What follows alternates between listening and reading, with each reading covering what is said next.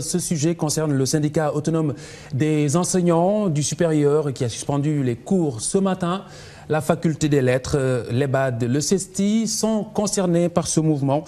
Les professeurs exigent le règlement de leur indemnité supplémentaire. Ils se disent défavorisés par rapport à leurs autres collègues des autres facultés. Massayer Ndiaye et Chérifia.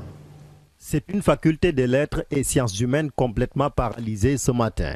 Le SAES section lettres, CESTI et EBAD a finalement mis sa menace à exécution en suspendant les cours. Il s'agit d'arrêt de cours, il s'agit aussi d'arrêt de toute activité d'encadrement en direction des étudiants. Les enseignants du supérieur exigent le paiement de leurs heures supplémentaires à l'image de leurs collègues des autres facultés.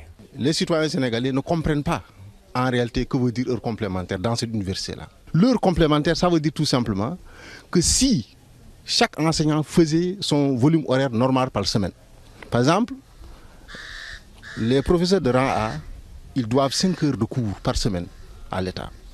Le rang B et le rang C, 7 heures de cours par semaine. Et n'oubliez pas que nous sommes dans une situation de massification extrême de nos effectifs dans cette faculté des lettres, qui n'en peut plus. Mais on est obligé de se faire violence, de faire violence sur nous-mêmes pour accueillir le surplus. Si je fais 5 heures par semaine, et les étudiants et les bacheliers qui restent, où est-ce qu'ils vont faire cours? Et avec qui? D'autant plus que l'État refuse de recruter. Une réunion décisive est prévue ce mercredi. C'est pour décider de la suite à donner au mouvement d'humeur. La grève, c'était aujourd'hui.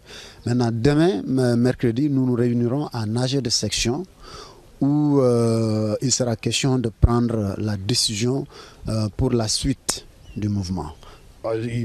On peut s'accorder sur le fait qu'il faille continuer, comme il faut simplement arrêter. L'université avait été sauvée de justesse d'une année blanche après une longue grève du SAES.